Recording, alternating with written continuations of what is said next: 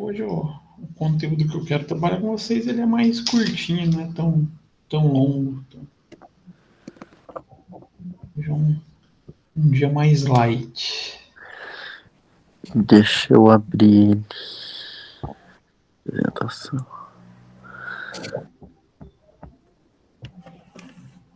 Até se vocês olharem, acho que deu 9 slides. 9 slides mesmo.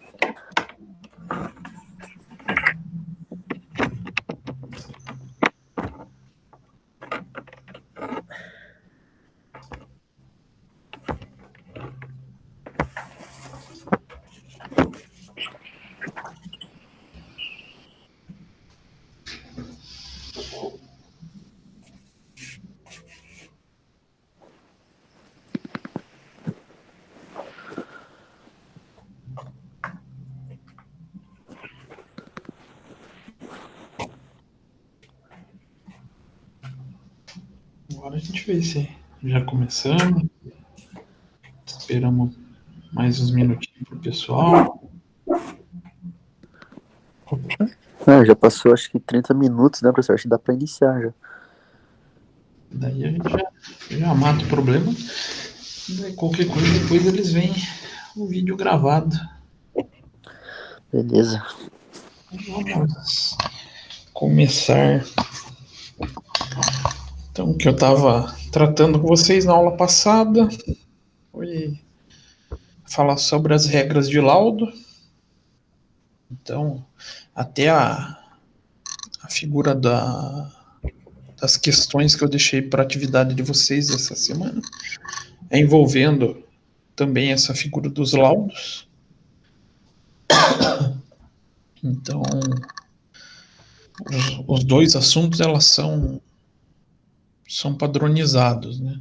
A gente acaba não fugindo muito do formato do laudo de esclarecimento e laudo de segunda perícia. Segunda perícia é aquele momento triste da vida do perito, quando ele tem seu trabalho negado, né? Então, deixa eu compartilhar aqui a tela para vocês.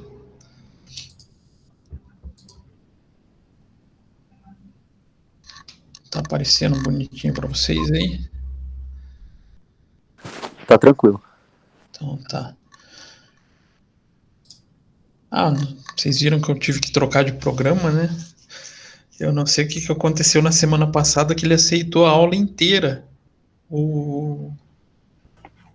pelo Zoom, sem ficar caindo. Mas na verdade, nem no outro dia, na noite já eu comecei a gravar e a cada 40 minutos ficava me derrubando. Eu passei uma raiva fenomenal com o programa. Aí eu migrei pro Google Meet, que estava dando menos dor de cabeça, não estava travando. Eu até prefiro esse do Google, que eu acho que ele é melhor que o do Zoom. Que do Zoom. Não, o Zoom ele é bom. A única coisa que ele está sofrendo críticas é porque diz que teve um vazamento de dados, eu não sei muito bem o que aconteceu. Cara, E se a gente não pagar, fica caindo a cada 40 minutos. Fora isso, ele é um programa bem bacana. Mas depois eu testei o Google Meet, eu achei ele mais leve para sim, exatamente. com o pessoal, não ficava travando. E usando a minha conta do escritório eu consigo gravar. Então, falei, vai para esse mesmo. Então, a gente vai falar hoje de laudo de esclarecimento e de segunda perícia. Vocês lembram o que precisa de um laudo? Quais são os tópicos que precisa para um laudo? Os principais, digamos assim. Por onde nós começamos um laudo efetivamente?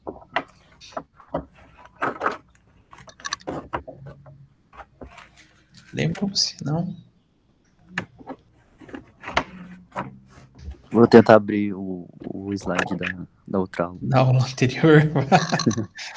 Bom, primeiro é a parte das informações de processo, né? detalhes da vara, quem que é o autor, o réu, qual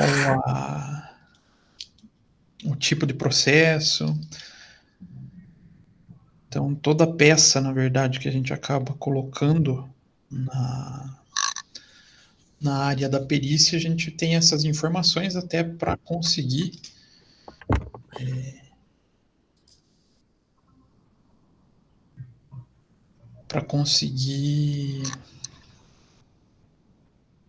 localizar o processo, né?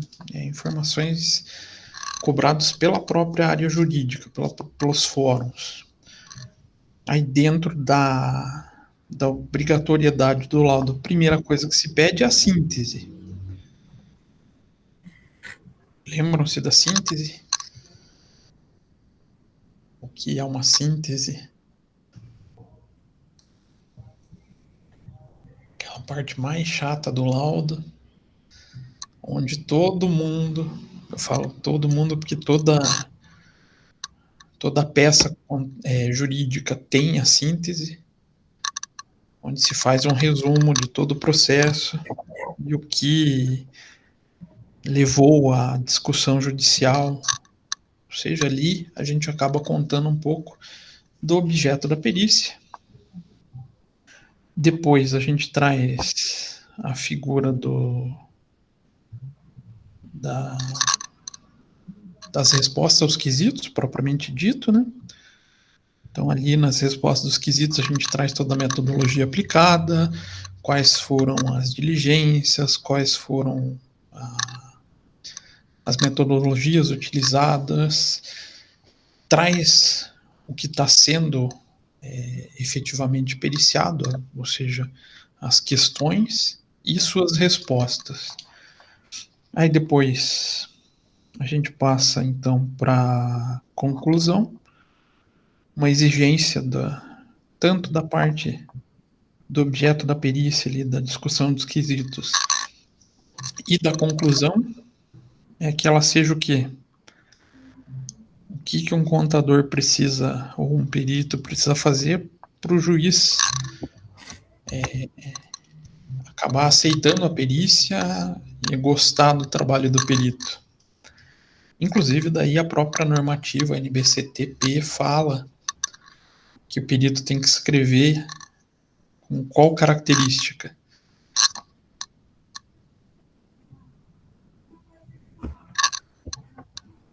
De maneira clara? Clara e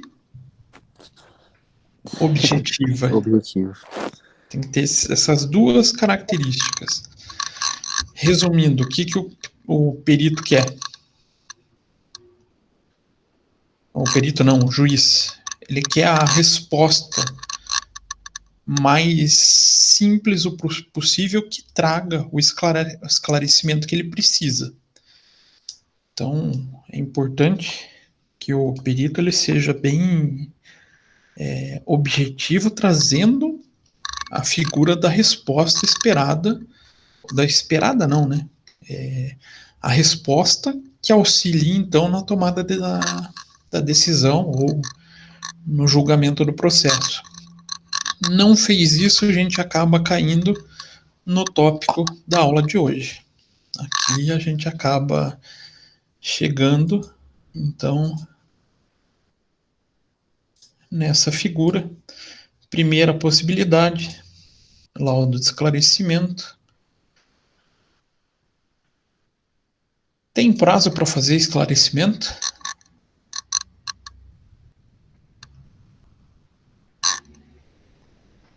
Um prazo longo que o juiz dá.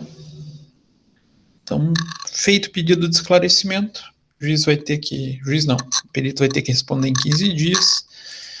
E não satisfeito ou achando que o processo da perícia auxiliou ele ou respondeu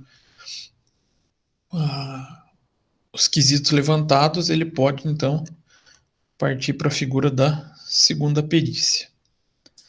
Que daí é o que todo perito tem medo, porque, em geral, não é todos os casos, mas em geral, vai ter o pagamento de honorários parcial. Aí todo perito acaba não gostando muito, né? Afinal, você estipular um valor e acabar não recebendo na totalidade, isso prejudica um pouco o perito. E também acaba tendo dependendo do motivo da segunda perícia, pode acabar, vamos falar linguagem mais simples, queimando a imagem do perito, né? Então, perito, pós protocolar o laudo pericial em cartório, sempre por meio de petição. O juiz, ao tomar conhecimento, solicita às partes que manifestem sobre o laudo pericial, fazendo um despacho, e nesse sentido, mandando publicá-lo, deixando disponível às partes. Então, essa prerrogativa de manifestação das partes sobre o laudo pericial está contida lá no Código de Processo Civil, no seu artigo 467, parágrafo 1º. Então, faltando 20 dias para... pelo menos 20 dias, né? Não necessariamente 20 dias. Faltando pelo menos 20 dias para a audiência, seja de instrução, seja de julgamento, o perito ele vai ter que protocolar esse laudo. Então, por isso, a primeira informação que a gente traz é sempre o cabeçalho de uma petição, porque a entrega do laudo ele é uma petição. A gente tem a disponibilização, então, desse laudo para as partes ou para os assistentes poderem fazer suas considerações se acharem necessário. Existindo necessidade, o Código de Processo Civil permite que cada uma das partes, ou cada um dos assistentes técnicos, apresentem, no prazo de 15 dias, os seus pareceres. Qual que é a diferença entre o laudo e o parecer? Na sua grande parte, nenhuma. São só pequenos detalhes lá nos quesitos, onde o parecer ele vai ter que constar, além da resposta do perito, a gente, como assistente, transcreve a resposta do perito, e abaixo a gente faz, abaixo de cada uma dessas respostas, a gente faz nossas considerações. Então a gente faz a indicativa do que a gente discorda daquele parecer, do laudo, no nosso parecer. Fora isso, ele segue a mesma estrutura do laudo. As mesmas exigências técnicas do laudo são aplicadas para o parecer. Então, a prerrogativa dessa apresentação do parecer contestando o laudo vem para os assistentes técnicos para ser feito dentro daquele prazo de 15 dias.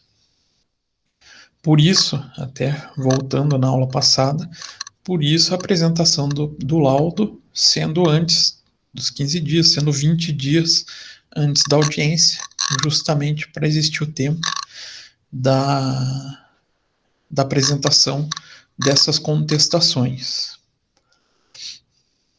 Então aqui vai falar lá o prazo, né? Lá no artigo 467, perito protocolará o laudo em juízo no prazo fixado pelo juiz, pelo menos 20 dias antes da audiência de instrução e de julgamento. E lá no parágrafo 1º, aí vai falar da possibilidade do parecer. Parágrafo 1º, as partes serão intimadas para, querendo manifestar-se sobre o laudo do perito, no prazo comum de 15 dias, podendo o assistente técnico de cada uma das partes, em igual prazo, apresentar seu respectivo parecer. Então, aqui no artigo 477, ele traz essa figura dos dois prazos, então acaba-se levando essa regra para o dia a dia. 20 dias se apresenta o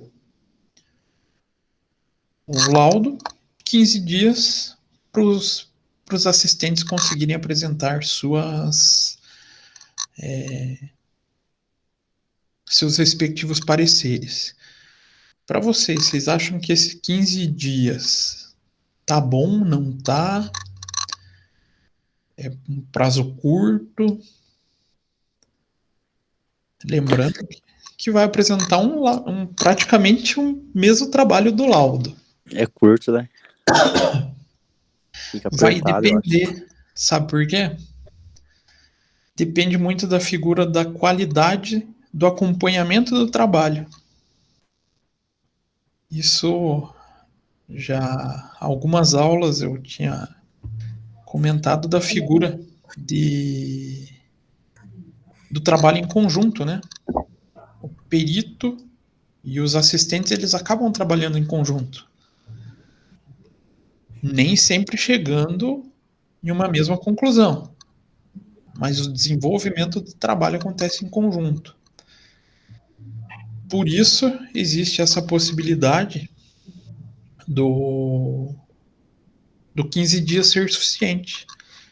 Muitas vezes o perito já praticamente tem o parecer, o perito não, o assistente já tem quase o parecer elaborado. A única coisa que ele vai ter que trazer para dentro desse parecer é as respostas do perito oficial. Só vai fazer essa complementação. O que então vai auxiliar nesse prazo de 15 dias para que seja possível responder com tranquilidade ou que fique apertado? Volta para a figura lá dos papéis de trabalho. Papel de trabalho bem feito, bem elaborado, os 15 dias ali é tranquilo. Não tem o papel de trabalho bem elaborado, vai gerar dificuldade. Mas isso ainda, esses prazos são para a figura do laudo e do parecer, né? E chega-se na possibilidade do pedido de laudo de esclarecimentos. Então, a NBCTP 01 se manifesta sobre esse assunto lá nos itens 77 e 78. Então, no item 77, ele indica o que é esclarecimentos. Então, esclarecimentos. Havendo determinação de esclarecimentos do laudo pericial ou do parecer pericial, sem a realização de audiência, o perito fará por escrito, observando em suas respostas os mesmos procedimentos ali adotados quando da feitura do esclarecimento em audiência, quando isso for aplicável. O que o item 77 quer dizer? Havendo determinação de esclarecimento do laudo pericial sem a realização de audiência. Pode ser que não exista o laudo de esclarecimento?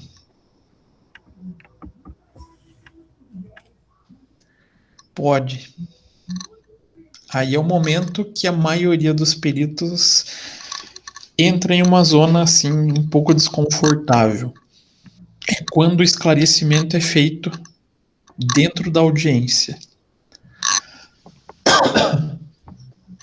Como que acontece isso? Como que se pede esclarecimento dentro de uma audiência? É realmente direcionando as dúvidas diretamente para o perito para a resposta na hora. Praticamente. Mas o perito, ele é obrigatório comparecer na audiência? Se intimado. Ele pode ser intimado, pode ser que ele não seja intimado. Vai depender muito do juiz. Processo simples, a maioria, por exemplo, o processo trabalhista nem sempre é intimado. Às vezes é só uma revisão de cálculo, pode ser que não seja intimado. Mas se for um processo mais complexo, muitas vezes mais da área civil, a tendência é que ele seja intimado. Aí qual que é até a dificuldade do perito? Principalmente quando o perito está entrando na área. É responder tudo isso em juízo. Não sei se vocês já tiveram a oportunidade de ir em uma audiência. Não é o lugar mais, digamos assim, um ambiente mais amigável que existe. É um ambiente um pouco tenso. Mas o perito ele tem que estar bem seguro do seu trabalho, tem que estar bem seguro do que foi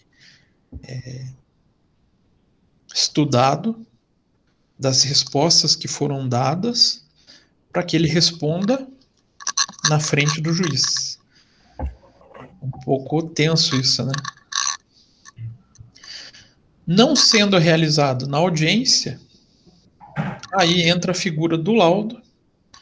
Então ele vai fazer por escrito, seguindo a mesma lógica das respostas já apresentadas. Ele não pode mudar a versão, né? Porém, ele vai ter que ser mais claro naquilo que ele precisar responder. Então aqui existe a possibilidade do laudo de esclarecimento.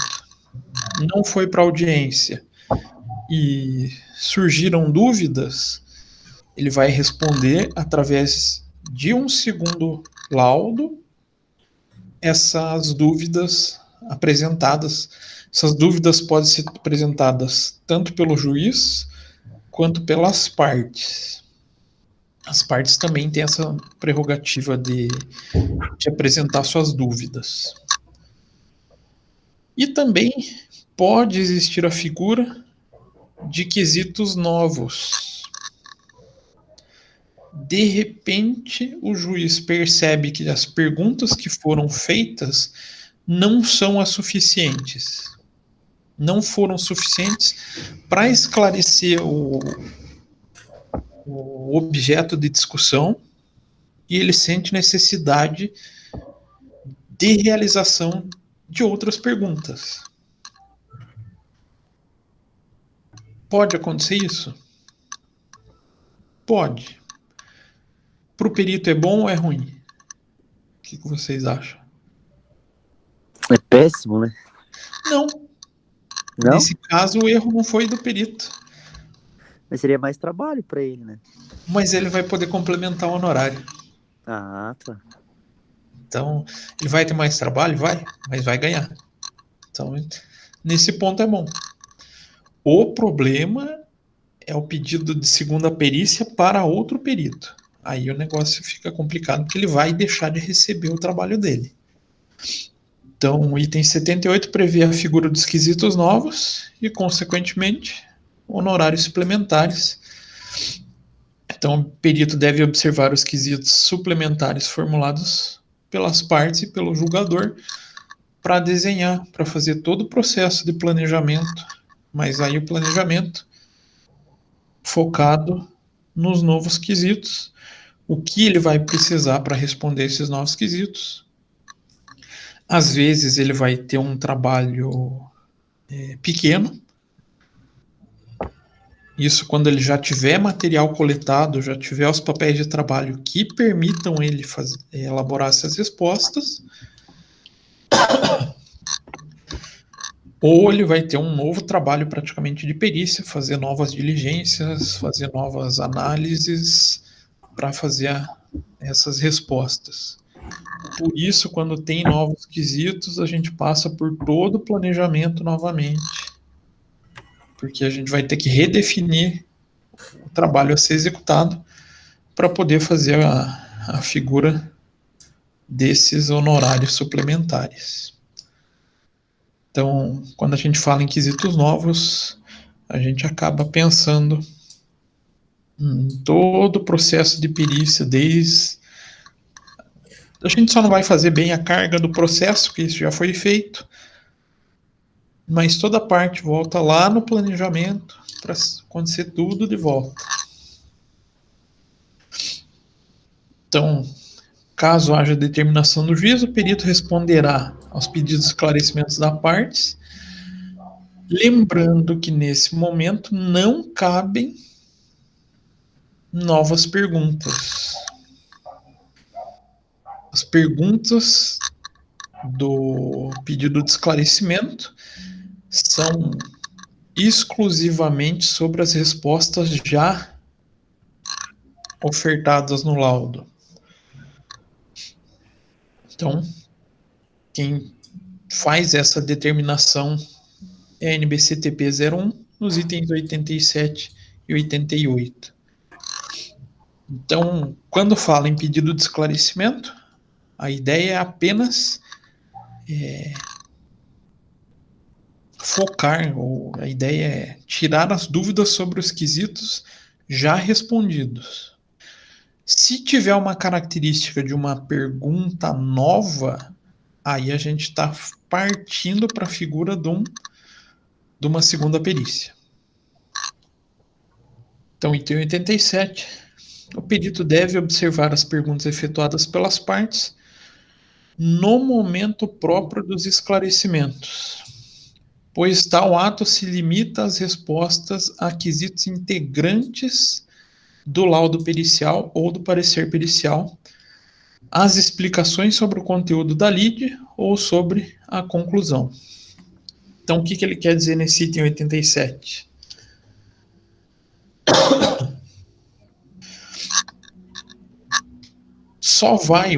O perito só vai se preocupar com esses esclarecimentos quando eles realmente forem apresentados dentro do processo e vinculados a quesitos já respondidos. E o perito contador deve se observar os quesitos formulados nessa fase processual são pedidos de esclarecimento sobre o laudo e ou se tratam de quesitos novos. Mesmo atinentes ao objeto de discussão, as respostas e quesitos novos ficam sujeitos a deferimento do juiz. Então, de repente surge uma dúvida que não está relacionada àquelas respostas já constantes no laudo. Ela pode ser respondida, mesmo que o perito já tenha a resposta, está lá na audiência. Ela pode ser respondida? Não. Se tiver uma característica de pergunta nova, mesmo o perito já tenha passado aquela matéria, digamos, ele já tenha material suficiente para responder, ele só tem autorização para responder esse tipo de pergunta se o juiz deferir a pergunta. Aí, deferindo a pergunta, entra no trâmite de uma segunda perícia. Mas, obrigatoriamente, só se responde se tiver ligação com os quesitos já elaborados. Não pode ter uma característica de uma nova pergunta. Isso fica até um pouco fácil quando é audiência... quando é na audiência. Por quê? O juiz ele vai estar mediando essa dúvida, é até um pouco estranho dentro da audiência, porque as partes ou os advogados das partes não falam diretamente com o perito. Você formula a sua dúvida, passa para o juiz que tem que fazer a pergunta para o perito. É um rito um pouco até chato. da gente ficar presenciando, porque parece que não. É como se as pessoas estivessem em duas salas separadas. E aí a vantagem da audiência é que o perito não, o juiz ele já vai fazer esse filtro, se é um novo quesito ou não. Já se for a escrita, quem que vai indicar se essa resposta deve ou não ser respondida ou deve passar pelo deferimento pelo juízo? O perito. O perito ele vai ter que analisar para poder responder. Eu falar, não, olha, essa pergunta se trata de um novo quesito. Essa dúvida se trata de um novo quesito. Ou responder efetivamente se ela tiver ligação com os quesitos já apresentados. Então não tem o filtro do juiz, aí quem vai pedir a verificação ou o deferimento vai ser a figura do perito.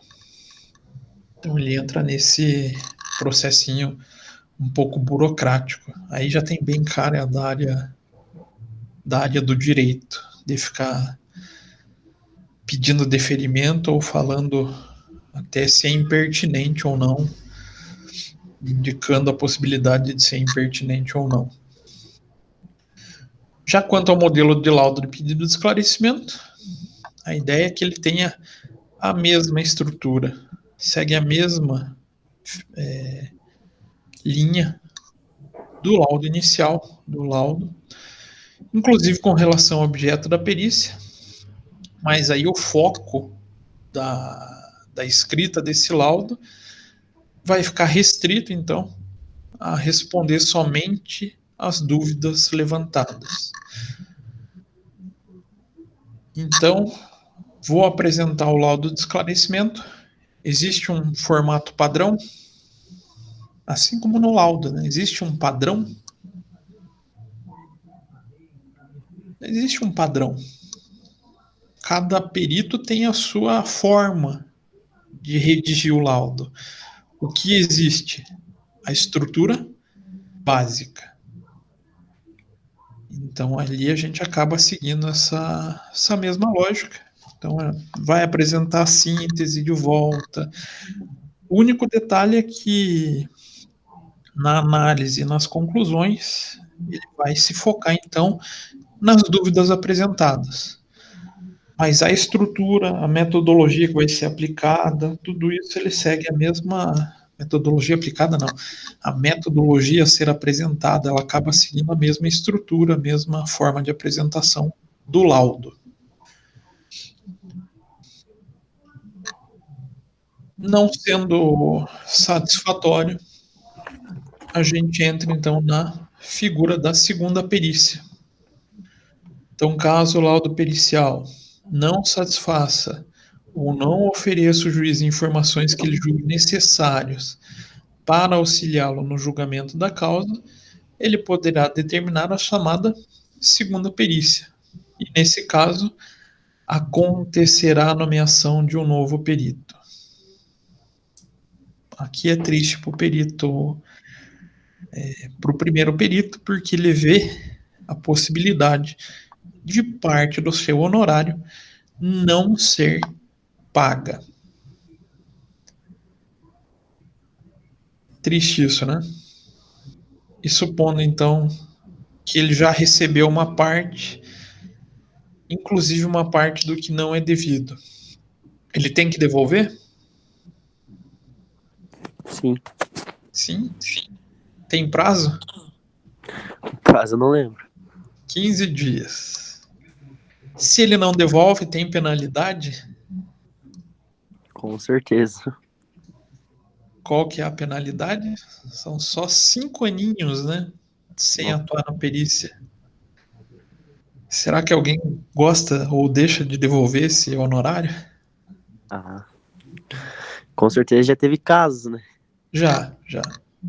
Às vezes a pessoa não tem mais a pretensão de atuar, ela pode agir de má fé e não devolver.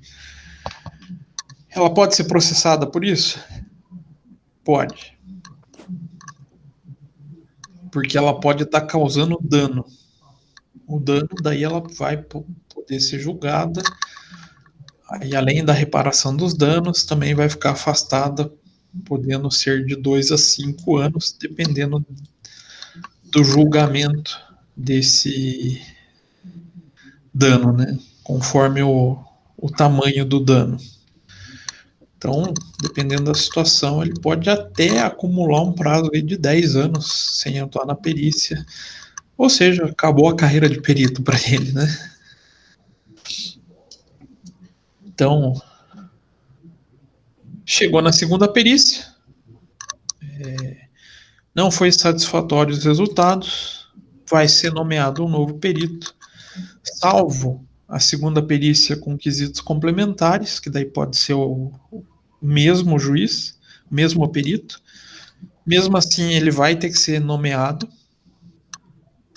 mas se for uma perícia que seja incompleta ou que não seja contento do juiz em termos de qualidade, ele vai acabar nomeando um novo perito. Então, nessa situação, o primeiro laudo, mesmo ele podendo ser recusado, ele vai obrigatoriamente continuar no processo, vai continuar a fazer parte dos autos. E com isso, o segundo perito vai continuar podendo utilizar ele como fonte de informações para o processo. Então, podendo manuseá-lo, pode auxiliar a figura do segundo perito. Por quê? Vocês, sabendo que o laudo foi negado por algum motivo e tendo ele em mãos, vai auxiliar vocês a tomar alguma ação ou não? Sabendo que ele foi negado, vocês vão conseguir corrigir o que foi feito de errado? Você vai tentar ir pelo caminho contrário, né? De certa Você forma. vai utilizar ele como um padrão, né? Padrão do que não fazer. A gente muitas vezes aprende pelo que foi feito errado, não tem? Então a gente acaba tendo essa possibilidade de ver o que foi feito no caminho certo e o que levou ao indeferimento desse laudo, para que a gente consiga então efetivamente melhorar. Acaba sendo uma vantagem para o segundo perito, né? Poder ter acesso a essa fonte. Então, você pode acabar utilizando a figura das respostas corretas para auxiliar na elaboração do seu próprio laudo e respondendo o que ficou incompleto. Mas ele obrigatoriamente vai ficar como peça processual. Quando a gente fala é descartado, ele é descartado para efeito de decisão. Ele não vai ser utilizado para decisão. Mas todo documento que uma vez foi incluído no processo, ele não tem mais como ser retirado. Então, apresentou o laudo, não tem mais como excluir ele. Ele vai ficar como parte integrante do processo. Então, o Código de Processo Civil manifesta nesse sentido, né, lá no artigo 480. Então, o juiz determinará de ofício a requerimento da parte a realização de nova perícia quando a matéria não estiver suficientemente esclarecida. Aí, parágrafo 1º. A segunda perícia tem por objeto os mesmos fatos sobre os quais recai a primeira e destina-se a corrigir eventual omissão ou inexatidão dos resultados que esta conduziu. Então, aqui deixa bem claro a possibilidade do pedido da segunda perícia a falta de esclarecimento ou a falta da resposta nos quesitos apresentados, né? Então, o trabalho não foi feito da maneira certa ou não seguiu uma metodologia correta, não pode ser utilizado para tomada de decisão. O juiz não consegue decidir nada com a figura do laudo, então o próprio Código Civil prevê a segunda perícia. Então, possibilitando o pedido, aí ele dá a figura de ofício ou a requerimento, ele dá a possibilidade das duas, ou das três, né? Ou mais de três, dependendo do processo, mas pelo menos das duas partes pedirem. Então pode ser feito pelo juiz, aí é de ofício, ou pode ser feito pelas partes. Aí, sendo feito pelas partes, entra na figura do deferimento. Quem vai decidir efetivamente a necessidade é o juiz. Então, se uma das partes não estiver satisfeito com as respostas, achar que não foi suficiente, ele vai ter que pedir para o juiz e o juiz vai decidir. Então, o pedido de perícia acaba também sendo, de segunda perícia, acaba seguindo o mesmo trâmite do pedido de perícia. Feito pelo juiz, não tem questionamento, faz a nomeação e segue os quesitos para resposta, né? Segue todo o trâmite da perícia. Já se for requerido pela parte, é igualzinho o pedido de perícia. Quem vai decidir se existe a necessidade ou não é o juiz, deferindo ou não a perícia. Então, a segunda perícia rege-se pelas disposições estabelecidas para a primeira. Então, a forma como deve ser feita segue todas o trâmite da primeira perícia. E lá no parágrafo 3º, a segunda perícia não substitui a primeira, cabendo ao juiz apreciar livremente o valor de uma e de outra. Aqui mora a possibilidade da aceitação parcial, por isso que um perito ele pode receber parcial ou às vezes até ter a recusa do pagamento de seus honorários. É difícil acontecer não pagar nada. Por quê? O perito ele tem que ser muito, vamos falar assim, ruim em assumir algo e não conseguir responder absolutamente nada. Ele tem que fazer muita caquinha. Aí o juiz acaba indeferindo o pagamento dos honorários. Mas na grande maioria dos casos de segunda perícia, ele considera uma parte da perícia como efetiva, como que auxilia na resposta. Então, a maioria dos pagamentos parciais de recusa de pagamento do honorário são parciais, não são totais. Então, o perito que realizou o trabalho, ele acaba recebendo valores. Só não vai receber no total. Mas isso quando ocorre a segunda perícia, né? Ela não é um fato tão comum de acontecer. Aí, com esse pagamento, o juiz ele vai estipular esse pagamento, na verdade, com o que ele consegue utilizar daquele primeiro laudo para estipular essa recusa do honorário. Então, dentro do processo, vai acabar ficando com dois laudos, né? O da primeira perícia e o da segunda perícia, o juiz vai se valer dos dois para conseguir responder as suas dúvidas.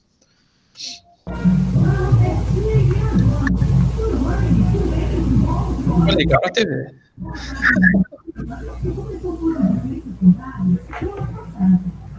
Então, a segunda perícia terá os mesmos focos de atuação da primeira, e como agravante de que o primeiro perito não fará jus, então, aos seus honorários. Uma parte ele pode receber, ou nos casos mais drásticos ele não vai receber nada. E caso já tenha recebido adiantamento, deverá devolver e, com o detalhe, devidamente corrigido por um índice de inflação. Aí geralmente é o índice que o Tribunal de Justiça que ele está trabalhando utiliza. Aqui no Tribunal de Justiça do Paraná, se não me falha a memória, está sendo utilizado agora o INPC. Então você recebeu, vai ter que devolver atualizado. O que eu tinha para trabalhar com vocês sobre segunda perícia era isso. Falei para vocês que era bem curtinha hoje. Agora deixo aberto a perguntas, dúvidas, questões. Professor, esse caso contra a nomeação de um outro perito, ele é mais restrito essa parte, né? Ou é mais comum de acontecer? Não, ele é mais difícil, ele é mais raro. Quase não acontece. Por Porque quê? fica difícil, né? Um perito que já é nomeado, já trabalha na área, ele fazer o trabalho dele e não ter o esclarecimento, né? Ainda mais quando ele já é alguém que conhece o juiz. E acontece muito isso. Até o que a gente acaba falando na perícia, que muitas vezes a pessoa acaba entrando para uma determinada vara, uma determinada comarca, e ali ele faz a carreira dele, conhecendo os juízes. Porque o mesmo juiz vai estar sempre nomeando o mesmo perito. Isso faz com que o perito já saiba a maneira com que o juiz entenda o que ele quer dizer. Quando você conhece uma pessoa, não fica mais fácil de responder as coisas para ela? Sim. Você está ali no dia a dia, já sabe como que a pessoa trabalha, já tem esse conhecimento. Isso faz com que você responda ela de maneira mais fácil. Você sabe a maneira que ela vai entender a tua resposta. Aí faz com que você vá criando essa confiança e as respostas vão ficando mais com a cara do próprio juiz que precisa delas. Aí o pedido de perícia acontece quando, geralmente? Quando o perito é mais inexperiente. Aí ele tem mais dificuldade, pode sofrer esse problema da recusa. Uhum. Da recusa não, né? Do indeferimento parcial ou total. Total é muito, muito difícil. Mas o parcial ele pode acontecer, acontece mais nesses casos. Mas até o que eu falo para vocês, dá para começar no processo pericial fazendo um trabalho como justiça gratuita. Justiça gratuita quase não acontece pedido de segunda perícia. Quase não acontece. Por quê? Justamente até pela dificuldade de encontrar perito que aceite ficar fazendo justiça gratuita. Aí o juiz acaba sendo um pouco mais maleável. Já na perícia deferida e paga, digamos assim, né? Apesar que a gratuita também tem o honorário, mas é bem menor, o juiz já é mais criterioso. Ele quer uma resposta mais assertiva no seu dia a dia. Então, é algo às vezes até incomum, justamente por essa possibilidade do perito já atuar em conjunto com o juiz, já ser uma mão de obra de confiança. Mais dúvidas, gente? Perguntas, questões? Acir, dúvidas?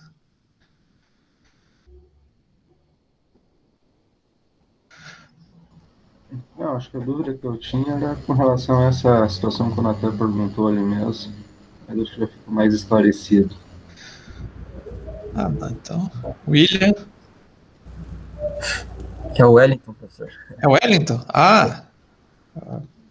Nossa, eu achei Diga, que era o William também. eu também tinha achado que era o William com a primeira vez que ele falou. Eu achei também. Parecia a voz do William. Dúvidas, Wellington? Por enquanto não, professor, tá tudo Não? certo. Então, o conteúdo de hoje era esse. Falei para que era bem curtinho. Tava conversando com o Natan. Que quando a gente entra nessa parte de segunda perícia, não tem muito o que falar. Por quê? A regra do laudo é a mesma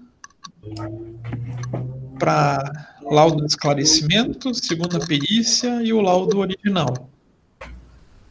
O processo da perícia segue todo o processo que a gente já mencionou, né? Desde lá da nomeação. Então, supondo foi feito o pedido de segunda perícia, é feita a nomeação de um novo juiz, segue todos os trâmites da perícia igual à primeira nomeação. Então, vai ter os 15 dias. A única coisa que não vai ter apresentação de partes, né? As partes já foram apresentadas, mas vai ter o pedido, a possibilidade do pedido de impedimento, suspeição, aí vai ter o planejamento da perícia, apresentação dos honorários, aí segue todo o trâmite novamente. Aí dá para entender também o porquê que a justiça brasileira é um pouquinho lerda, né? Começa quase como um novo processo, uma nova parte do processo. O juiz vai ter que, já na nomeação, indicar prazo, tudo igual, todo o trabalho igual. Então, passou para a segunda perícia, a gente tem todo o trâmite igualzinho à primeira perícia. Mais dúvida, gente? Pela minha parte, tá tranquilo, professor. Tranquilo, gente? Então, se não tiver mais dúvidas, acho que terminamos. Hoje foi bem curtinha a aula, né? Próxima aula tem mais assunto para a gente tratar, que daí a gente vai entrar em... Ai, deu branco. Na parte extrajudicial, a parte de conciliação aí com a legislação específica de conciliação. Então, peço para vocês só entrarem e responderem o fórum. Hoje está bem... Só entrar e responder, não precisa ler material nenhum. Basicamente, a pergunta que está lá remete à figura do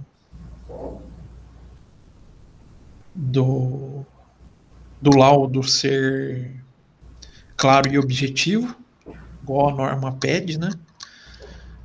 E a atividade de vocês também é um pouco mais tranquila. Coloquei 5 questões padrão concurso e exame de suficiência para vocês irem treinando. Pergunto a vocês, todos vão fazer exame de suficiência esse ano? Eu vou. Espero que tenha, né? Vai. O que eu imagino vai acabar sendo unificado com a do fim do ano. Então, eu tava imaginando isso mesmo. Então, Pelo que eu já... A inscrição nessa primeira que teve, será que eles vão fazer uma nova inscrição para fazer o final do ano ou vai ficar só quem já está inscrito? Não. Provavelmente eles abram para a segunda inscrição e vão unificar. Vão colocar todo mundo da primeira prova junto com a segunda prova. Então, quem fez vai fazer e quem não fez a inscrição provavelmente vai abrir e vai fazer junto. Eu não tinha feito a inscrição já com a intenção de fazer mais para o final do ano, para conseguir ganhar um pouco mais de tempo para estudar. Não, mas então olha, não coloco minha mão no fogo porque hoje no Brasil não dá para garantir muita coisa. Mas eu tenho, assim, muita convicção que vai unificar, que vai ser a primeira e a segunda junto. Mas senão seria numa data muito próxima, né? Os dois. Sim. Além de ser uma data muito próxima, o custo para aplicar duas provas em datas diferentes é muito alto. E como não muda os parâmetros de edital, a regra que vai valer para o começo do ano vai ser a mesma regra do fim do ano. Fica fácil de você unificar. Então, acredito que vai acontecer isso, vai ser unificado. Então, acredito que as questões de perícia, se vocês estão respondendo as que eu estou colocando no AVA lá certinho, não vão ter muita dificuldade. Porque a maneira que tanto o concurso quanto o CFC cobra, para perícia ela não varia muito. Ela não tem essa possibilidade. Então, o que eles pegam muito? Pegam muito trecho das NBCs e vão cobrando, isso é verdade, isso é falso, isso é verdade, isso é falso. Então, vocês indo respondendo essas questões, vocês já vão ter uma facilidade bem grande para responder as do exame de suficiência. Então, eu até tinha comentado semana passada, acho que eu comentei com vocês, né, Nathan, que essa minha estratégia de trabalho tá fugindo um pouco do trabalho do dia a dia, da sala de aula, que eu aplicaria normalmente com vocês. Aí, como alternativa, eu pensei em, vou preparar questões para que eles saiam mais afinadinhos para o CFC. É uma pena que daí perícia é muito pouco, senão vocês já teriam mais base até para a prova por tá se ambientando, tá se acostumando com esse tipo de questão. Mas aí, para o trabalho da semana, ficou 5 perguntinhas do exame de suficiência. Do exame não, né? Padrão exame de suficiência e padrão concurso. Beleza. Tranquilo? Na verdade, até se vocês pegarem, entrarem e responder lá, até o fim do que seria a nossa aula, já mataria o trabalho de hoje. Bem tranquilo.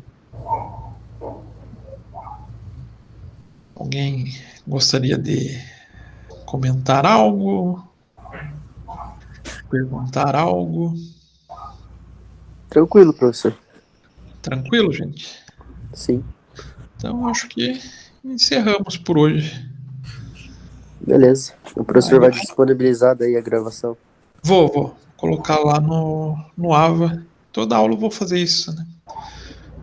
Eu sempre vou gravando essas aulas e vou passando. Se vocês querem rever alguma coisa, vai estar lá disponível. Beleza, então. Beleza, gente? Ok. Então tá. Então ficamos por aqui. E até semana que vem. Aproveitar que tá uma equipe de TCC aqui. Caso vocês queiram marcar conversa, alguma coisa assim, me avisem, tá? De repente, professor, a gente tá precisando tirar alguma dúvida sobre como fazer o referencial teórico. Tá se sentindo desconfortável e quer conversar pessoalmente, a gente marca assim. Esses bate-papo tem ajudado bastante os alunos. Beleza, professor. Beleza, gente? Beleza. Então tá. Então nos vemos semana que vem. Ok, tchau, tchau. Tchau, tchau, gente. Boa, tchau, tchau.